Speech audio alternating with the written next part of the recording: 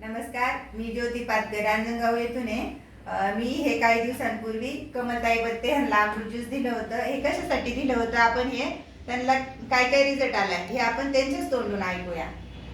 सांगा मॅडम, तुमचं नाव सांगा. मी कमल कैलास बोलते, रांजणगाववरून बोलते. मी हे शुगरसाठी घेतलेलं होतं हे औषध. अच्छा, तर तुमची शुगर किती होती मॅडम?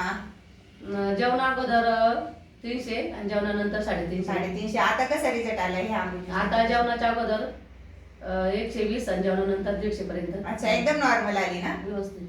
ओके मॅडम, अजून तुम्हाला काय काय त्रास होता?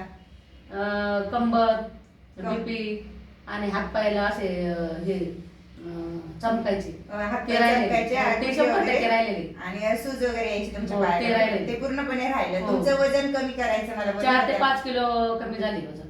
अच्छा. 3 महिन्याचा कोर्स मी पूर्ण केला. अच्छा, आणि तुम्हाला जेवण वगैरे जात नव्हतं? हो, जेवण झोप सगळं व्यवस्थित.